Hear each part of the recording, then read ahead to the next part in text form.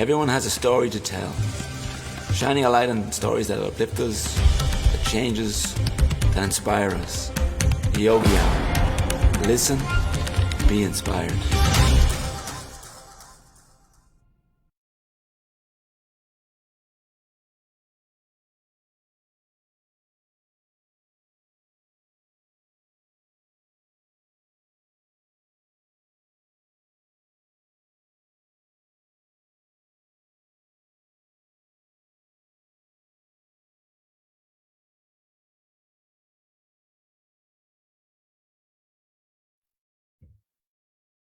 Okay. Seem to have a lot of technical difficulties there. Anyway, I think we've gotten sorted out. So, welcome to everyone to the Yogi Hour once again. Every Tuesday, live and online at 6:30 p.m. Regular people doing great things. And today's special guest, is Orla Phelan, who is a well-being therapist and a healer. Hello, Orla. Hello, John. How are you? Thank you so much for having me. You're welcome. Nice to see you again. I haven't seen you in, just gotta get comfortable. I haven't seen you in, must be a month or a couple of weeks anyway. Yeah, too long these days with all that's been happening. So, how are you? Yeah, pretty good. What have you been up to? Well, I enjoyed a bit of the quiet of the Christmas, New Year. I think we're rhythmic beings, and I really try more and more to work with the seasons and the cycles. Okay. So one of my challenges would be just stopping and not doing and allowing that like relaxation. So the first few weeks of January, I was resting because I'd gotten that flu, and it was actually just wonderful to rest for a while, just to sleep more and to lie on the couch and just the simplicity and the wonderfulness of it. And actually from that, when we do rest, we do get more energy. So then kind of mid-January began to move again with work, which is lovely. Currently we're working with a Soul's Goals program, which I'd be happy to share more with you later if you like. Tuning into our inner guidance is what it's all about, and coming into harmony with who we truly are. And that's taking up a good amount of my energy and bringing me, kind of like fine tuning. I like to work with others, but also do the practices. I find them really helpful for moving into better energy. So that really helped me move out of the kind of quiet phase. I'm still not even desiring to be going like 100 miles an hour at the moment, but enjoying getting more active. We're doing bits of yoga, walks, enjoying winter and some work, and not seeing that many people still, but looking forward to that coming more in spring and getting out there again, and hopefully more things like kirtans and other gatherings. Sounds exciting. So it does. You're you're a kind of a free spirit kind of, aren't you? Kind of. I don't think I know anyone else who kind of does what you do, kind of works with the seasons and kind of knows when to take rest and do work, and you kind of have it all, from my side anyway, together. So we do. Well, I'm seriously a work in progress. And there's always something coming up to see, but I am really grateful that I have, I guess I made, a decision many years ago to approach my life from this angle, from this way. And I'm grateful that I have the space and time. Sometimes, like everyone, I do also sometimes get stressed and caught up with work and, your family obligations. But in the whole, I have to say, probably like yourself and most people on the spiritual path, it improves with time. Like we do get the blessings and the work does work, and we do heal, and we continually fine tune and get challenges, but I really truly believe they're here to serve us, and that we're going through an awakening process, and that's what's coming up when I challenge them. Try to work with them, and then lucky to enjoy good company with people like yourself, Amanda Vikram, and other beautiful souls. So that helps a lot as well, I have to say, and I get very inspired by what others are doing, and very shaped and influenced by it too. Great. Well, I must say we're also very inspired by you and what you do, and I think that's why I wanted to ask you on the show. Thank you. So kind of getting into this whole well-being, I think well-being is kind of something, it's very important, but probably many of us don't really take the time to kind of make ourselves well, you know what I mean? And to heal ourselves, or to even know where to begin with well-being. So just getting into that, maybe you can tell us a bit more about, what is well-being and what it's like to be a well-being therapist. What is a well-being therapist basically, and what is a healer? What do you do in that regard? And how did sort of all this come about, you might say? Because I don't know if it's something you always did. So maybe you can tell us a bit more about that. Okay, I think I'll approach it from how it came about, because that might explain and answer a few of the other questions. So I would have always had from a young age, when I say wellbeing therapist, I very much am, but everything I work with and offer always has quite a strong spiritual aspect to it. And that's part of the awakening process I believe we're going through as human beings on this planet at this moment. So from a very young age, I would have loved God, I would have been at church and thinking, this fella Jesus is cool, these saints are the boss.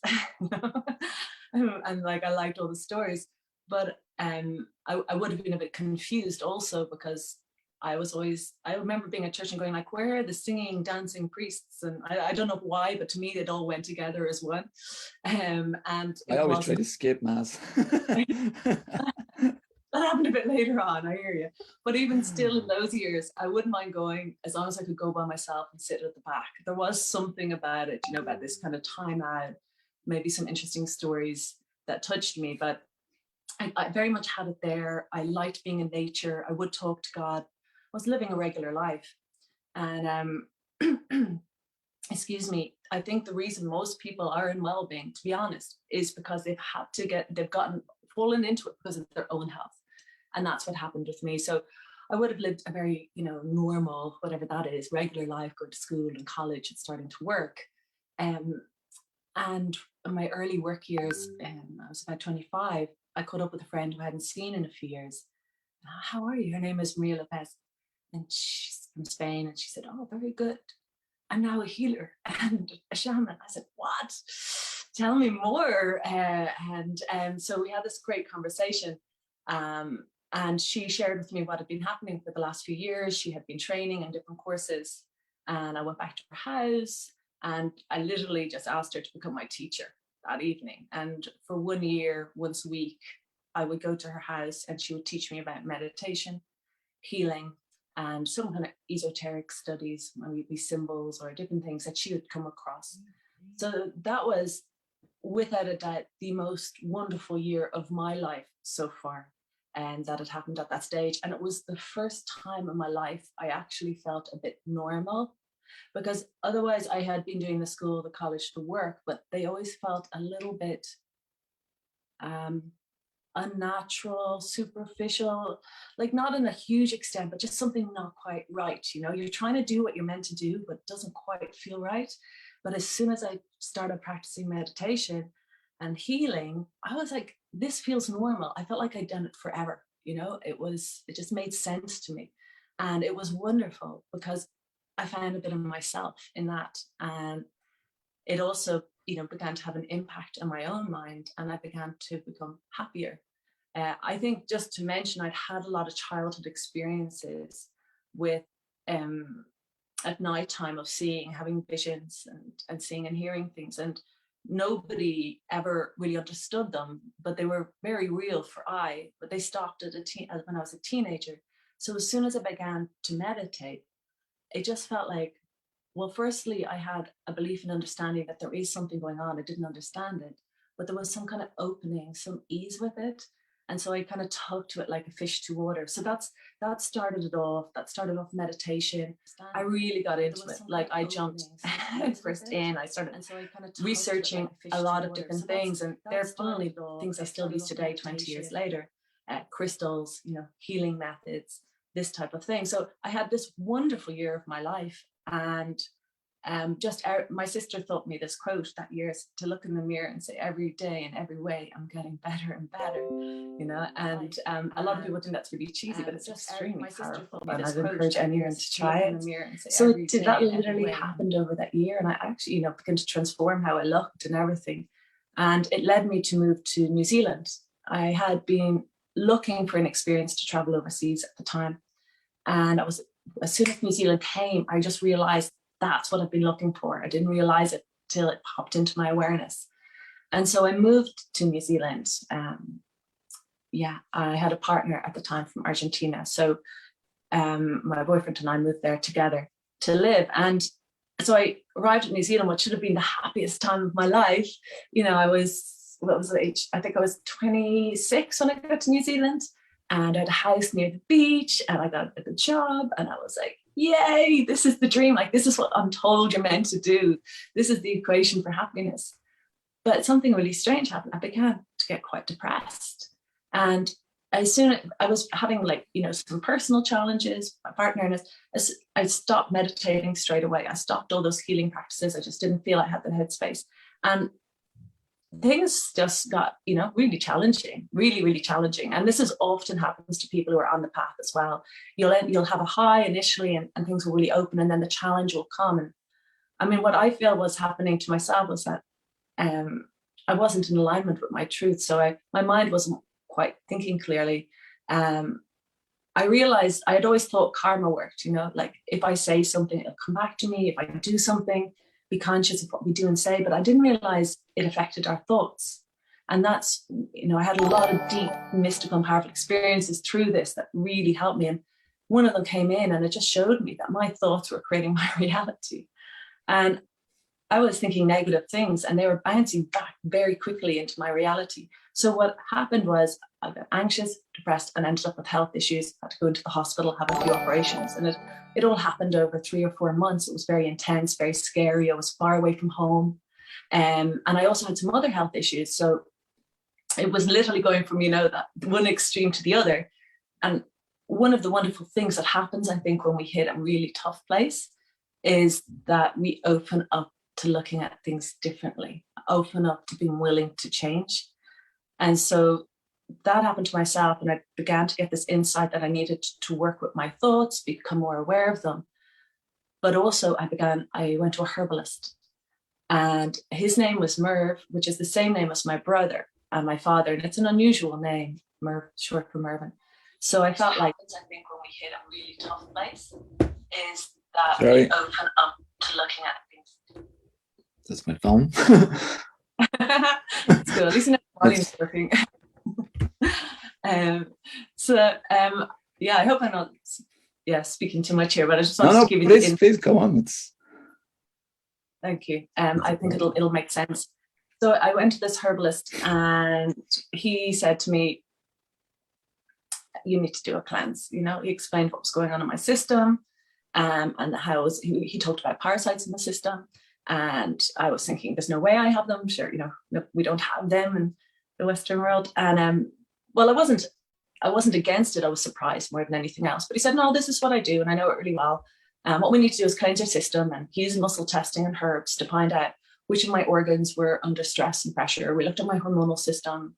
He created cleanse remedies for me.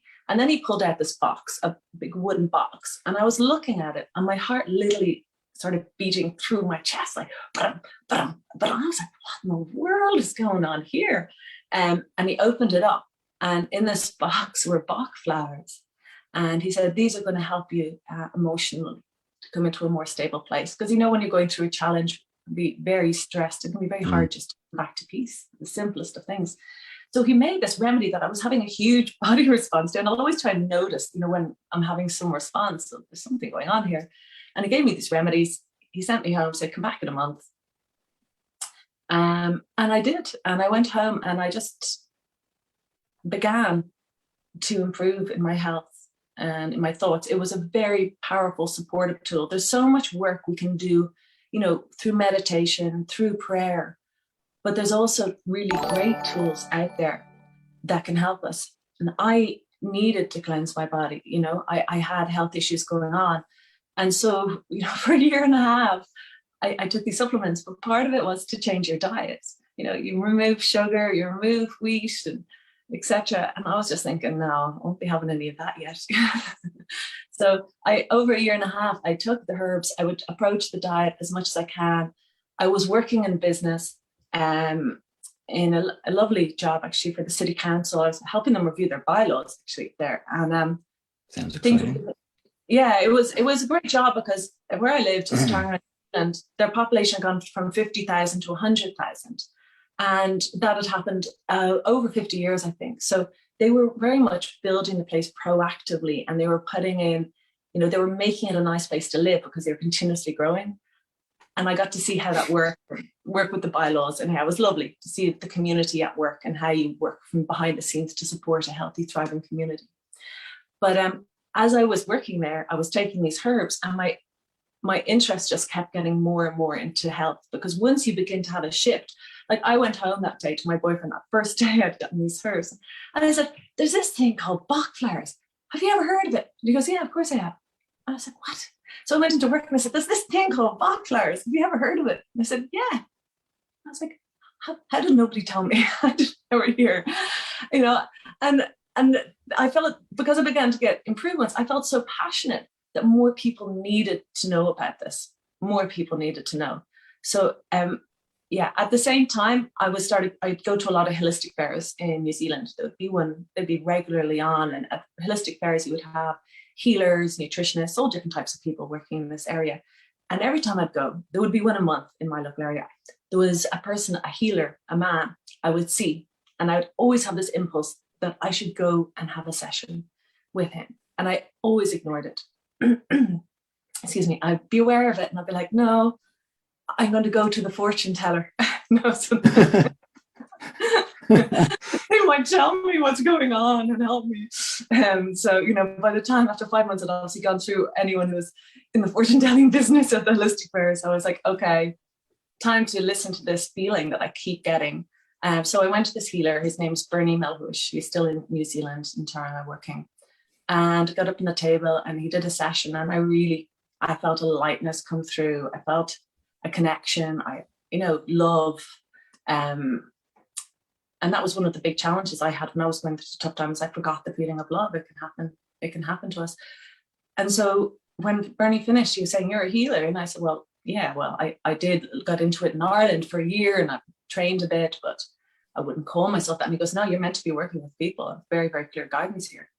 Why don't you start working with me? And I was like, wow, what an opportunity. So I started working with Bernie. And then I was in my job still in bylaws. I was getting better slowly but surely.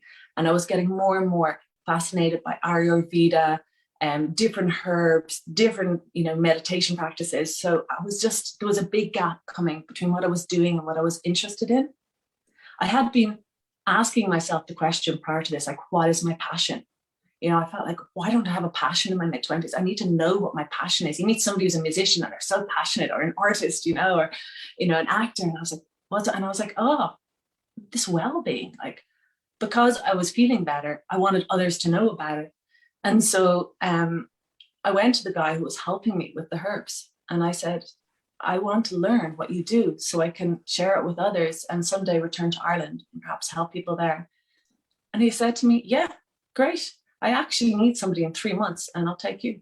And I was like, oh, okay. That worked out better than I thought. So I gave up my role and I went to work in a health food store. He had 3 shops and he ran a clinic between them. So each day he'd be in one shop doing a clinic and he'd move through them. And I actually, for a whole year, made all the remedies for all his clinics. So that's how I learned from the back. So he would sit and do with the person, and he would be booked up, months in advance, just people coming from all over the country to see him. It would be like giving your body a service. That's how I would describe it. So you give your car a service every year. So you give your body with muscle test, find out what's going on, what needs cleansing, what needs supporting, and they'd go off with a 4-week program. So that gave me a wonderful opportunity to get in, to learn about remedies, to learn about health. But also it went on for 3.5 years that I worked in his shops and worked with him.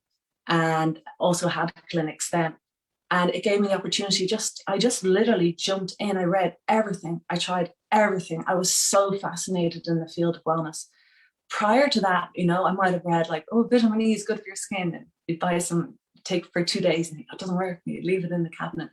But this was a whole other level. I learned about muscle testing, how to find out what strengthens the body or weakens the body or is neutral, and how to use the information and wisdom that comes from the body for each person to customize approach for their highest good and well-being. And I saw how it helped me, and I saw how it helped customers. And I saw a child come in, for example, to our clinic one day, and his parents brought him because he'd missed so much school because of his health. And they were having problems with social services. And they were like, we don't know what to do. He's too weak to go to school. He's always tired. We put him on a cleanse. And within 1 month, he'd won like footballer of the week, you know? And it's amazing when you see what cleansing, what a bit of well-being can do for us all. It's really inspiring. And also, you know, you see how tough it is. So you want to help as well. So that's how I kind of fell into this journey. It was through the support of Bernie and working with him. And it was through getting in and working with Merv in the health stores, and working with the Homeo Botanicals. So that kind of combined to give me, like, I breathed well-being, you know. I was always reading about it, always trying something. And it was, you know, the perfect place to be is in a health store where you've got reps coming in telling you about the new approach to health, new herbs that have come out, new combinations that are effective. And that was kind of my immersion. Cool. Yeah. It seems that like your what you went through, turn this down a little bit, that difficulties you had, that challenges that you had, kind of was kind of like the catalyst, you might say, where you actually being pushed into that role. So it does. Yes. Yeah, I think that, you know, that's what difficulties can be, and usually are. There's always an opportunity and a challenge. I truly believe life is supporting us, and I wouldn't have fallen into this, otherwise. There's a depth and an intensity that comes through a challenge, and yeah, I just think it opens us up like nothing else. So I'm really grateful for it. And I think one of the best things we can do sometimes is let somebody go through a challenge, let them know they're supported, they're loved, that the answers are there and you'll help them. But if I had been saved, for example, when I had those health issues, I had the option to fly back to Ireland, you know, and but if I had, I wouldn't have gone through, what I needed to go through. Sometimes we need to kind of break down in order to rebuild in a more harmonious version or more in tune. And I know, like, I don't want anyone to suffer, but I do think it can be a wonderful gift. And I was just thinking there, I forgot what I was going to ask you there. Is this kind of, would you say that it's natural in you or the people who are healers, or is this something that, you know, anyone can do or anyone can develop? Or is it just, you know, certain types of people will develop and become healers and well-being therapists and anything in that sort of area? Yeah, I remember I did an astrology chart, and she kind of suggested it to me, but I didn't. It's not something I myself naturally kind of gravitated towards. So I was just curious: is this something only certain people will do, or kind of? Yeah. Like, not at all. I don't think it's just. I think everyone's a healer in some way, shape, or form. You know, whether it's a kind word, or it's a show of love, or it's a hug. It's in everybody. And how I see healing sometimes is that there is life force, and it's self-healing. So if we can tune into it, it can just guide us. So you might, if you have your arm, you might touch it there and then go to there and then go back just by feeling, you know, your where it gets that's naturally drawn. And I think healing works a lot this way, but also we can, train in healing and develop like an awareness of the organs of the body and what works and what supports them in herbs. And absolutely anybody can do that. I think everybody is a healer. I think every smile you put out there makes a difference. Every kind word, every kind thought, every prayer, every mantra you put out, it is actually influencing and affecting our environment and those around us and ourselves. And then there will be people also who perhaps it is their dharma, it's their path of service on this planet. Mm-hmm. And I think if it's in your dharma, which it sounds like in yours, it's your gift, it's one of your gifts anyhow. And when if you have an interest and you have your work and you have your dharma in the same area, I think it's very powerful, very, very powerful. And it's a wonderful thing to step into. I think, what you're doing right now is healing, for example, inviting people in, chatting, opening minds, sharing, connecting. Yeah.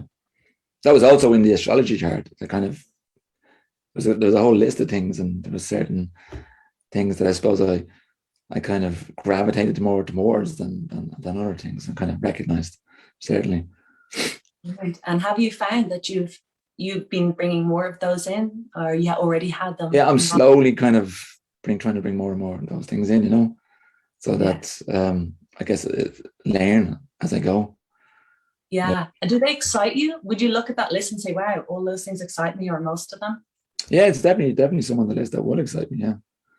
Yeah.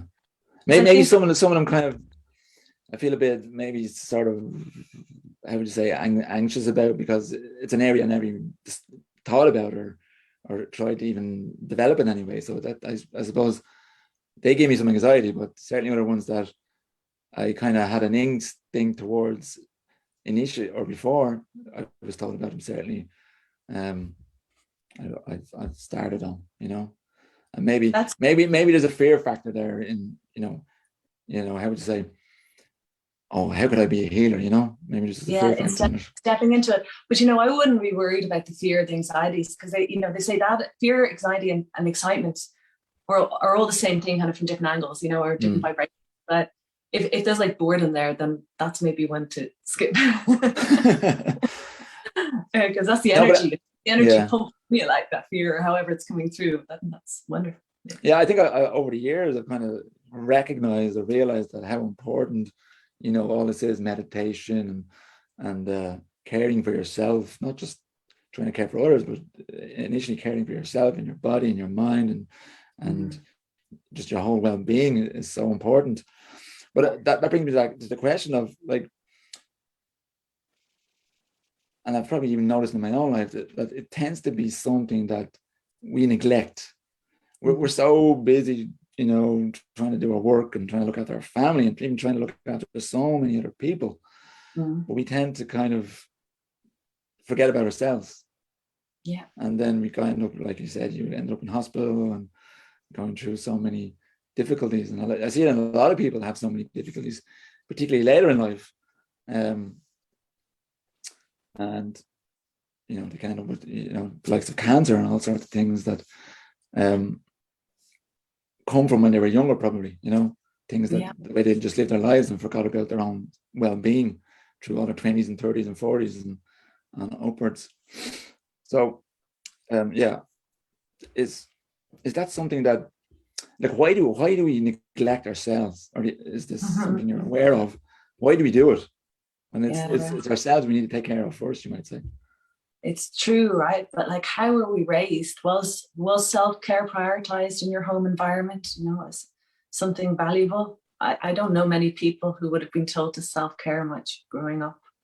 No, I don't. I suppose it wasn't. It was, you put on a coat when it's cold. Self-preservation. Yeah, there's certain levels of self-care, we were told, maybe wear a hat, don't go outside with wet hair, but is there kind of working with the deeper self? I just think a lot of it is patterning, to be honest. That's all. I think it's a level of innocence in us all that we mightn't have that awareness yet. We are also, there is a belief in serving others is more important than serving ourselves.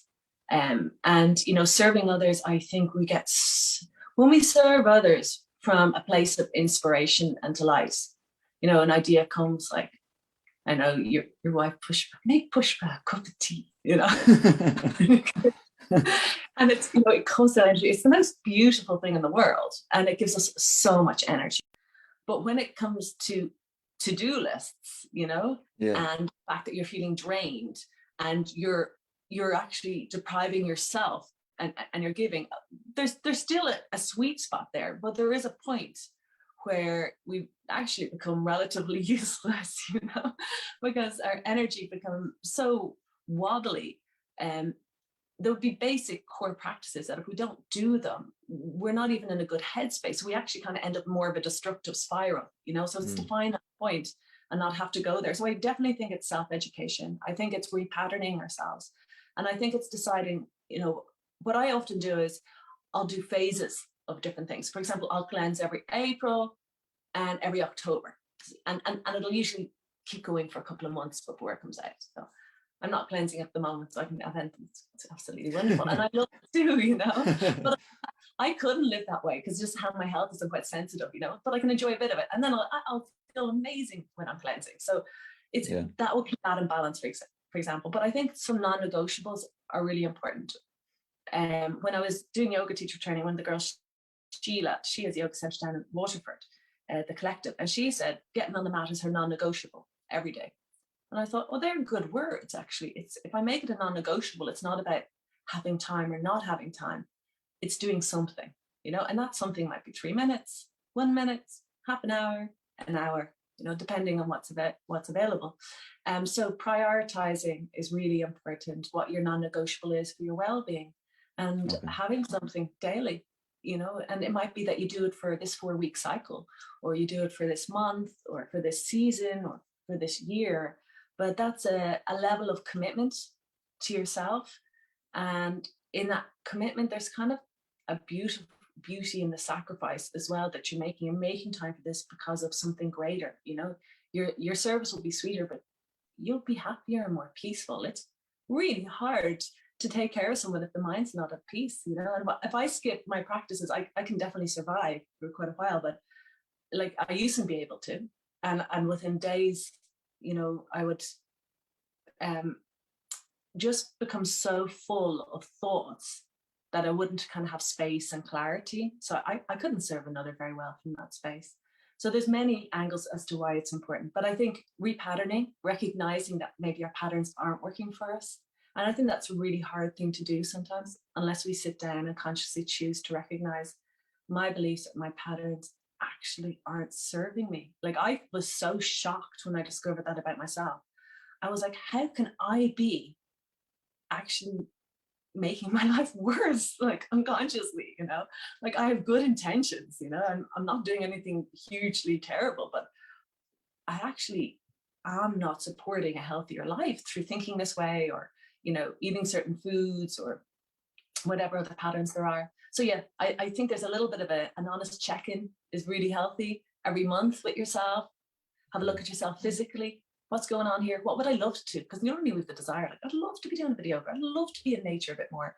You know, mentally, what's going on? Is my mind really busy? Well, then what can I do with some meditation? We make it as easy as possible. I'm a big believer in starting with where it's easy. And yeah, then emotionally as well, if you know, how am I doing? Well, actually, I could do with some support. So a little check-in, and then committing to one thing. I'm a big believer. I mean, I know you're with the Maha Mantra. It's absolutely fantastic. So, you know, using a mantra to help clear the mind, or even an affirmation, you know, and affirmations are wonderful for people too. So it's finding an entryway that doesn't feel overwhelming, that opens you up. And like there's certain kind of little hacks you can do if you find that you're not making time for yourself, or that you're not happy with that. You can create an affirmation that says you are, that feels good, and that actually will become a self-fulfilling prophecy. So I think to start with the thought is a good place, and with something that feels good, doesn't take much time, and let it grow.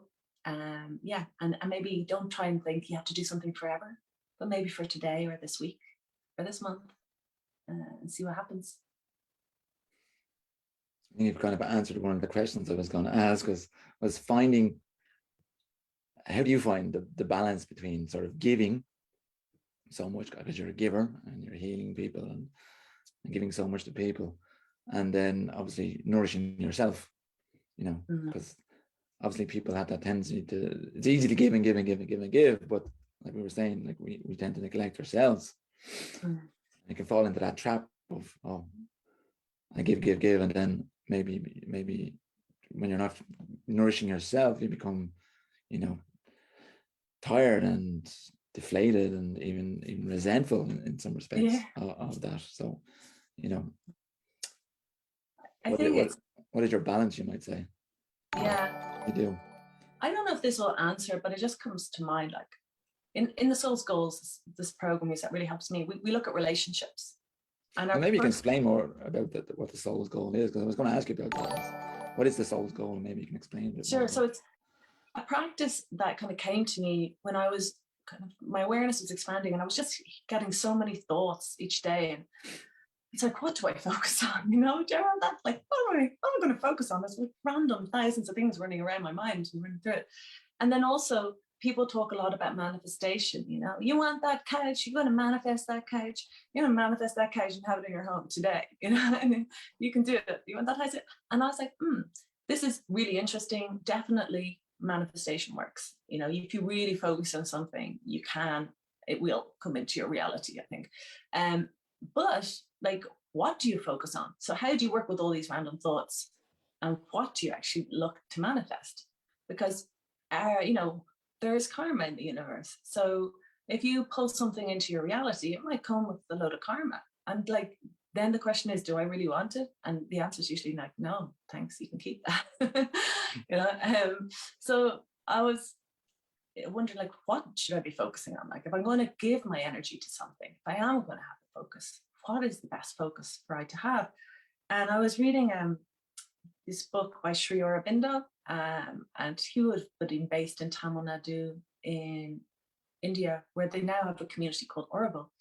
And you heard about, it's a lovely place. I went to visit it. It has about 42 small communities in one large community, and the whole place was desert, and they worked with the rain season, putting in saplings, and now they've turned it into a forest. So it's quite a transformational, interesting project place. Brings together a lot of people and open minds. But he was saying that the soul is always vibrating in delight, and that's our true state. And he just really inspired me, because he said, if you're looking at goals, and I was looking at goals, I was wondering about focus. He said, what is the goal of your soul? And I was like, oh, I love that question. I was like, oh, out the door with the couch. This is much more interesting. And that couch never appeared. And you know why? Because I actually didn't give a damn about it. I had no feeling towards it. That's I think feeling is so important.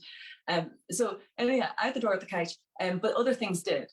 And so I was like, okay, what is the goal of my soul? Because my soul, people have different beliefs, but I believe my soul's come into this lifetime and it will leave after this lifetime. So it's like, why has it come in here?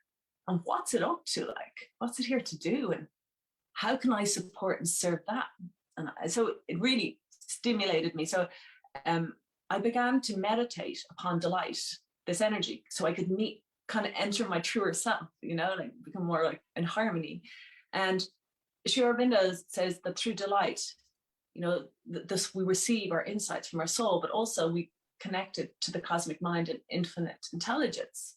That's where everything is, and everything can be accessed. And so I began to meditate upon delight and ask, for guidance. And you go into the field. It's a very simple process. You just go in, so you breathe a few harmonious breaths, just look for a good place in your body, go in and find the feeling of delight. Now, I can give more steps, but this is just a real summary. And so once you kind of connect with that, when you've taken, 5-6 breaths, you just ask yourself, like, what is my guide? Where is my guidance? What's my soul's goal for? Start somewhere easy, for today with my work, for example. And so with the soul's goals, we would always tune in this way to ask for our guidance. Now, this is also what inspired me through Sri Aurobindo's teachings. What infinite intelligence creates, it creates delight on this planet. It creates through delight, and it creates delight greater than all the delight that created it. So it felt like a beautiful spiral of creation to kind of work with. And it felt harmonious. And And so I began to experiment with this for both short-term and long-term visions. And it just kind of began to work for me. So in the soul's goals, you can look at, for the year, what is my guidance? We break it down into the pillars of your column, we call it. So the first pillar is always self-development. It's so important every day to step in and ask yourself, where's my guidance taking me today? It could be to read a verse of the Bhagavad Gita. It could be to lie on the rug and do nothing. It's customized from your inner guidance. This is, what I believe, and I remain open-minded to anyone who wants to, show or teach me or educate me otherwise. But these insights that come through this energy, I found be the highest guidance for I. And it's what we share in this journey. So we look at self-development, then we look at relationships. So they're the core foundation of how we access good energy each day. We receive our guidance in each of those and we follow through. And then after that, you might like to ask about your work, or your wealth, or your health, your home. They'd be the classic areas. Sometimes people like to look at like a special project if they had it, something creative, or transformation is also another one we often look at. So we just tune in at night time and feel this feeling, say, where's my guidance taking me? It's like, oh, call my mom tomorrow, have a chat with her, lovely. And you make a little note of it. And you ask work, make a little note. The next day comes, you wake up and you go about your day, have a little meditation. And then you begin to see opportunities actually come into your day to fulfill these. It's almost like you've got getting into this flow where you're being supported by life, by the universe. And again, it's always taking us back to this energy of delight, which is a wonderful channel because I feel it really kind of keeps you in tune on a like moment to moment basis too. And it's not that we need to be there all the time, but we have the option going in and out of it and getting that guidance. And it brings a lot of satisfaction and a lot of fulfillment on a daily basis, which I think can be missing in this modern world where we're so focused on certain things. For example, someone might be very focused on work or very focused on money or very focused on relationship. And there's nothing wrong with those. If that's who you're calling, that's wonderful. But this more holistic approach, so you can have that, but you also look at your personal development, you also look at your relationships, you also look at your home, and you're making these teeny little improvements. It's in a few different paths, you improve whatever you're given, just add to it. Like you might just tidy the table, it might be your home in one day, or clean the bathroom, and it's your environment is kind of improving, benefiting, or getting purified in some way through this energy and approach. So that's pretty much what the soul's goals is. It's shifting our frequency from being very much in the thinking mind, more into being present, into being heart-centered, into being open and up here, and receiving guidance. And and it's not to be taken too seriously either. It can be a game, it can be an experiment, it can be fun. It is fun. Well, it does sound very sort of inspirational. So it does, like for somebody who wants to maybe make that change or improve themselves in some way, it can be somewhere to begin at least. Well, that's it. It's and a handy, some guidance. It doesn't take much time. Anyone can give it a go. Anyone can try it straight away. And if it serves you and it helps you, brilliant. And it's you. Like, I love the way, just tapping into your guidance. It's customized for you. It's like you're making a remedy. Somebody's making a remedy. It's customized exactly. So your guidance will, I always believe like the soul is, the personality, the ego self of the story of this lifetime is in the valley, and it can see with the five senses around it, but there's hills and it's hard to see beyond. The soul is above, and it can see all, and it's guiding us from this perspective. And I feel when we tap into this guidance and this delight and we ask, we're receiving really good advice. Yeah, I've had experience of that. Now I haven't done a lot of it, but I've had some experience of that where I've tapped into that, and obviously it gave me. You can almost hear the vibration speaking to you. Is that exactly what the thing is? It's like, wow, that was like, transformational. Brilliant. Yeah, love it. And it's just that you tend to kind of forget about it and shove it aside for a while because you get so involved in life. Yeah, Yeah, totally. And that's why you come to the Souls Goals program, because I keep messaging me and asking me how we done your Souls Goals. No, that's why we do it as a group. Like I do a lot of work with little groups. Personally, I love it because we're working together, but also it helps. It helps us, just turn up and tune in and remember. Absolutely. Well, on that note, where can people find out about you more? You're obviously online. Yeah, I am. I have a website, orlaphelan.com. And I'm transforming that, I think, to orla.life. That's the domain's there, but there'll be a new website coming up in a few months. Yeah. So people will check that out. I am on Instagram and on Facebook, Orla Phelan Natural Wellbeing. And yeah, I would love if people would connect in. Absolutely love it. Small enough communities, but I'm all good with that. And I just love connecting with people. I feel like we're all here working together. I feel like we're all doing our own thing, but actually there's a huge shift of consciousness happening. And the more we can make connections and smiles and just, handshakes, virtual or not, like the more we realize we're family. And it's a really nice feeling. So if anyone is listening and would like to connect, I'd love that. I'd love to hear. Yeah, Amanda, can we put those up on our Facebook page? The website and Facebook in the comments, maybe, just to kind of give people a link to it. Thank you. Oh yes, no problem. Cool. Orla, Yeah. I was interested to hear that you, I think you've written or you're in the process of writing some books. And I was very interested to know more about them. I think you mentioned that one was a child's book and one was on healing. Is that correct? Yeah. Thank you. I have written the books. Okay, you've written books. So the first one is a child's story for 9 to 10-year-olds of a girl who's so basically when I got into this healing journey, the first year when I still lived in Ireland, I do a lot of dream work. I have experiences of leaving the body and out there things, but lucid dreaming, talking with other people in dreams. And so this being came to me in my dream and took me on a journey, and she told me to write. And so I decided I would, but I never considered myself a writer. That's a belief. Like that is just a really good example of a belief system. I'm not a writer. But I did, and I wrote it. So I wrote this story based on a little girl who's getting bullied, she's having a very tough time. And then she begins to actually ask questions and receive. So there's a theme here, and receive guidance from inside.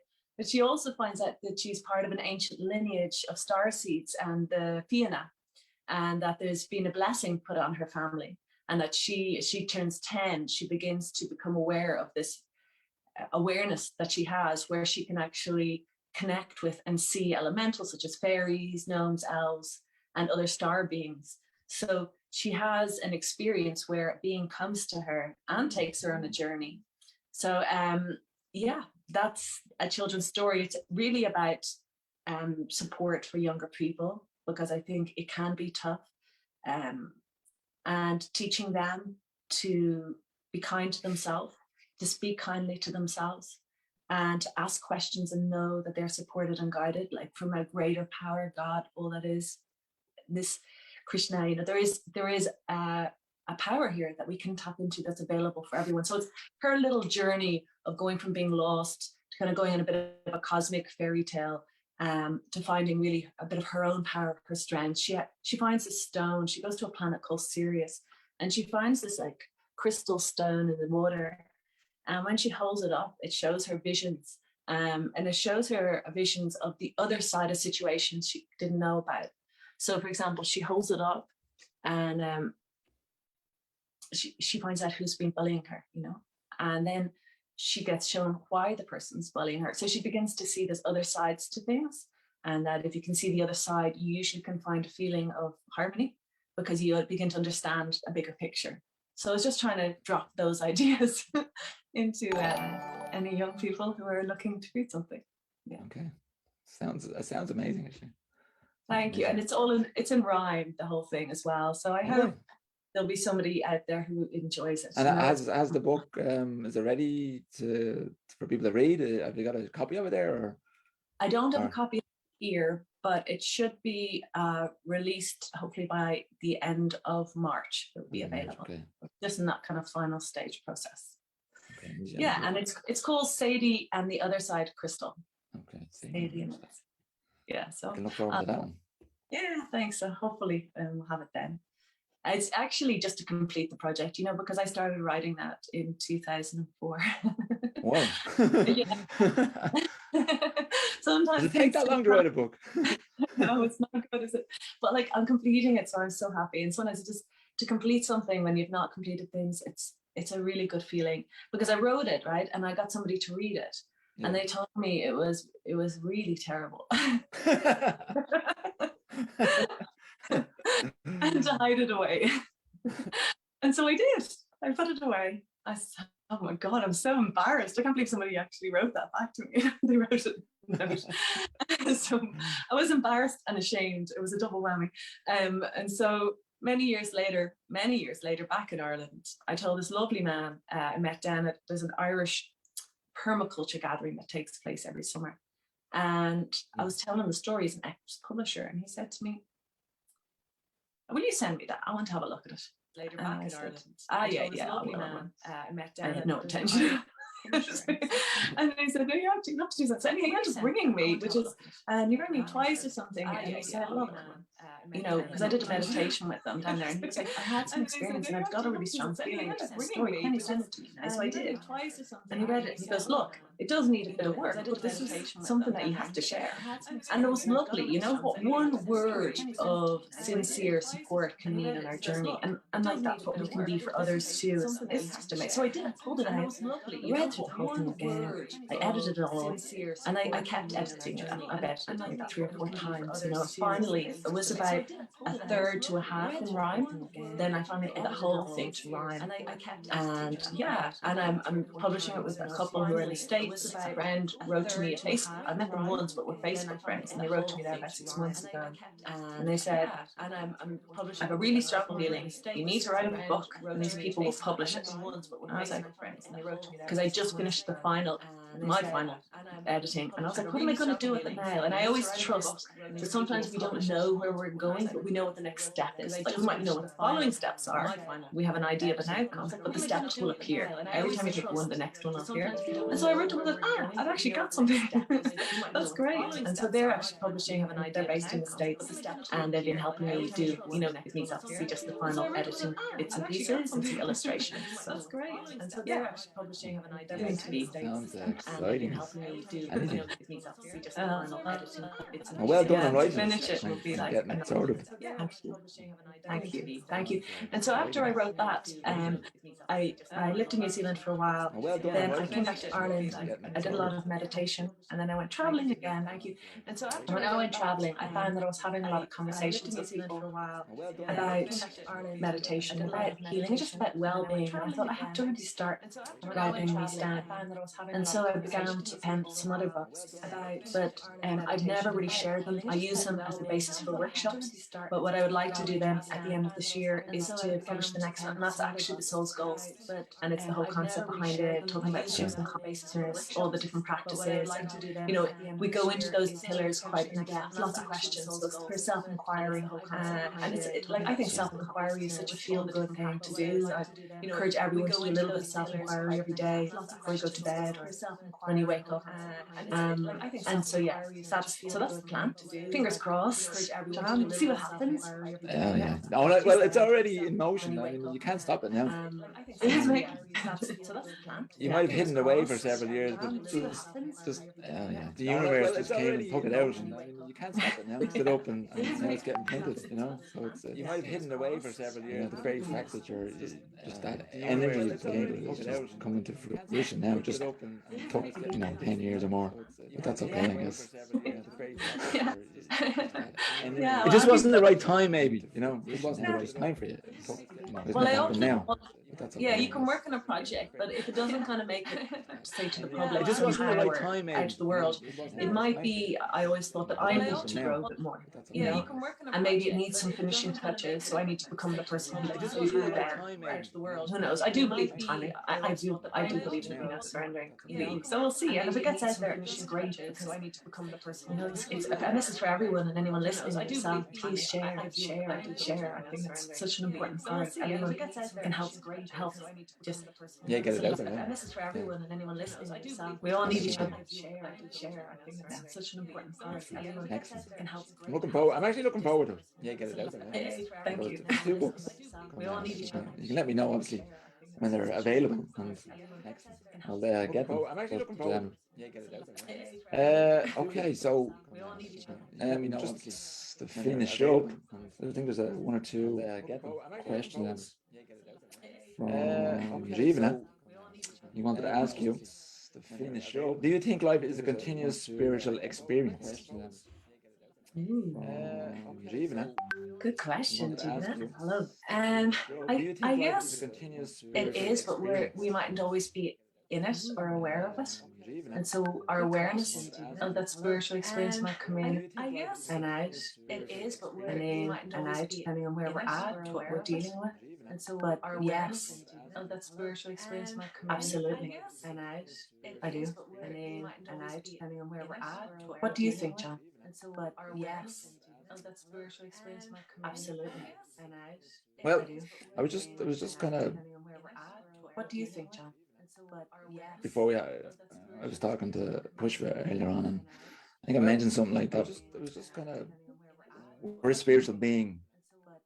Before we just happen to have a body. I was talking to Pushpa and so on, and if we're a spiritual being, like we're always, maybe not always in the spiritual consciousness, but the fact that we're a spiritual being, we're always having some sort of spiritual experience, even though, like you said, we may not be aware of it in the spiritual consciousness, but the fact that we're I suppose I haven't really thought about that, even though things that much, because you know, maybe it's just so much other stuff that is in my mind that I haven't kind of, you know, took that aside and just kind of really thought about it, maybe meditated on much other stuff that is in my mind. Yeah, like that I haven't listening to you say that and thinking about as well. You know, it's like, that aside and you know, sometimes we're more aware than others. But when we are aware, when we come into the now, in this present moment, everything is here, yeah? All past experiences, all everything. And if this is what it is, this is very much a spiritual experience. So, yeah, I think it is. Our awareness may it's just our awareness that's maybe the issue at hand, you might say. We're not always going to be aware of our awareness it's just the experiences that the soul or the spirit is at hand, you might say. Yes. We're not always going to be aware of. Our awareness may So sorry, we've run over a little bit of time, but that's okay. It's been amazing. Just one or two last things, if I may. So what do you do? Sorry, just to chill out and relax. That's okay. It's been amazing. Just one or two last things. It's funny because I think what works best for I've realized, and most of us, contraction and relaxation. So focus and work, relax. Focus and work, relax. Do too much of one, it gets out of balance. So I just try and keep that in the big picture, because not maybe every day you don't get the opportunity, maybe every week you do. What I like to do to relax is I like to go and sit where there's a nice view, and I don't need to walk 20 miles. I just sit there. I like to hike to find a place to sit. Now I do like to walk too, but like to really relax, I like to sit somewhere where there's a nice view, ideally with my back against a tree, and just sit there and watch and listen. And it's almost like you kind of can converse, you know, or not, with spirit. And that's one of my favorite things. But there are lots of things I love to do to relax. I love to dance. I haven't been doing so much of it in this last year or two, and I miss it, and I want to get back into it because I get very relaxed and happy through movement. I really need to move.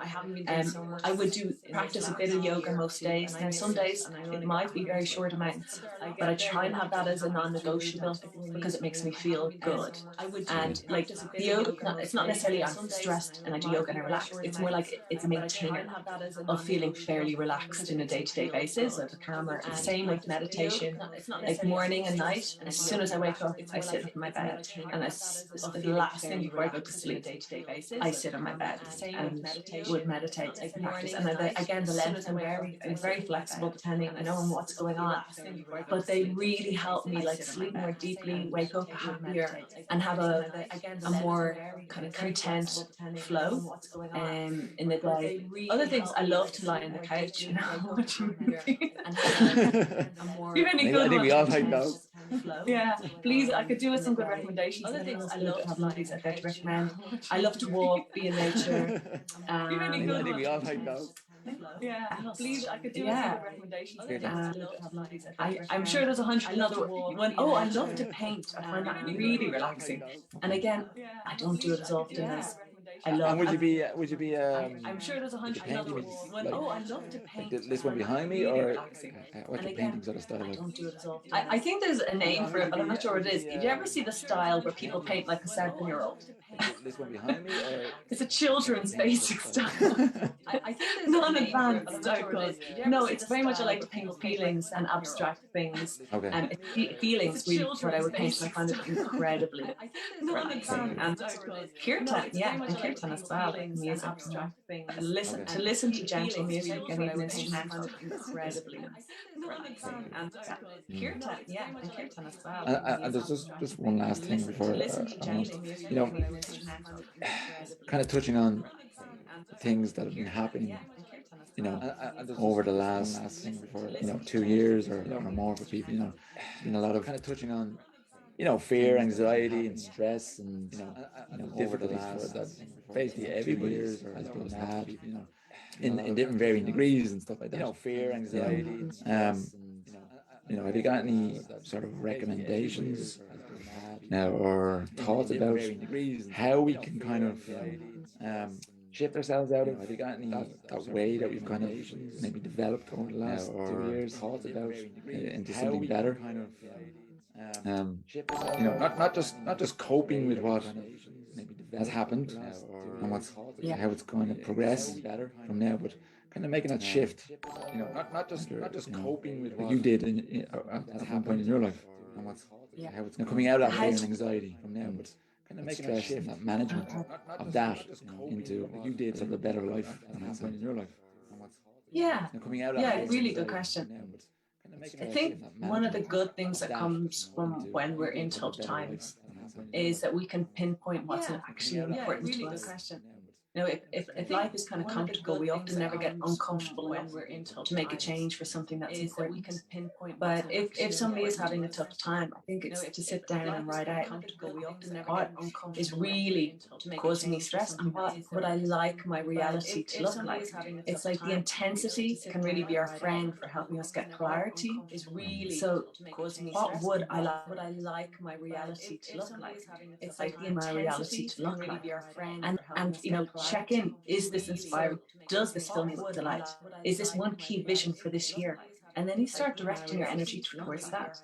And you do a bit of self-care. If you don't want to go for your walk's bringing you into alignment with that vision. Just get focused. I think when there's so much thought, so much chaotic energy, it's very challenging. So we want to bring it back to focus and use the intensity of the pain to find clarity of what actually excites us. And then be bold and brave enough to own it, to know this is your higher path. This is your God path. You deserve this. This is what you're here to experience. Your dharma, your essence will come through with this as you step towards it. And for us to get excited again, but excited with substance, with something meaningful and purposeful. And I know I live alone, as in the countryside, and I'm very passionate about community, for example, and so I would use that to think this year, I'm definitely moving towards that vision, and holding that vision strong. So I think really use it to help you find out what actually you want in life, to know you deserve it. If it comes through that energy, if actually your soul's already in harmony with it, that's what you find out through the life. What am I already in harmony with? be bold and brave enough to go for it, to believe in it, to believe in yourself, and be of service, be of service to others, be of service to your self-development, and know that it's fun. If it's feeling like hard work, you're going the wrong direction, tune into a YouTube video that makes you laugh and make that your self-development. Do whatever you need that feeds you. You are guided. You loved by the whole universe. You are loved. And just for us to come back home to who we truly are, get your vision, and be a service to others and to yourself. Know you're loved. If you like that, get your vision, and be a service to others and to yourself. Okay. Know you're I loved. think, let me check if there's any more. Oh, lots of technical errors. Yogi, I was saying there. So I hope everybody didn't lose half of you through all those questions. Lots of technical errors. Yogi, I was saying anything else. So I hope everybody didn't lose. So what's kind of what's your plan for the year, maybe? For this year. Or can you do? I know a little going on this year. Yeah. So we're doing a Souls Goals program until March. And then in April, I'm going to run an April Cleanse program, which is called Coming Home. And it's actually coming home to our true self and nurturing that. So it's not just about your foods and your herbs, which is a big part of it, but we would do workshops weekly about looking within, about looking at our belief system, and also about it cleaning our home environment, as it really impacts us. So that's a lovely kind of, spring, getting ready for summer journey to undertake with a nice group of people. And then I'm doing offering a few workshops, kind of one a month, and I'm trying to do a free one a month. If anyone would like to come on, they just need to send me a message. I get them, and I'll put them on the list and let them know. But a free one evening, that would be cool. So I'm planning one in February, and it's just on journaling, coming together. We'll do some self-inquiry together and have a chat about it. So it's nice and easy. But again, building community. So, sometimes it's lovely to live in community, but it's equally lovely to enjoy the community that's already around and connect up with others to be doing this work. So the book hopefully will be out by the end of March as well. And hopefully doing a one-day retreat in mid-March. That's it for now. And whatever the universe brings to us, lots of kirtan. Yes, definitely looking a lot forward to lots of kirtan. I would love that. I would love to hold some kind of kirtan, meditation, cacao kind of gatherings, that are both sociable and time to chill out and connect and meet like-minded souls. So I actually am hoping to hold them moving into the April onwards. We'll see what comes. I'll definitely in your home, or when you're going to have a particular place that you want to. Yeah, I don't know. The first one I'm going to mention I'll do one in March. I'm thinking of actually doing that one in my home. But beyond that, looking for somewhere bigger with nice space where people can relax and enjoy hanging out together. So we'll fingers crossed, and we'll see what the universe sends us. What just a little about that? You mentioned cacao. What's the kind of new buzz? The what? The new buzz. The new buzz. Ceremonial drink. Yeah. I mean, a lot of people are moving away from, alcohol and substances, either fully or partially. And I just think just go whatever way, lean the direction that feels good, keep going. But cacao is completely natural.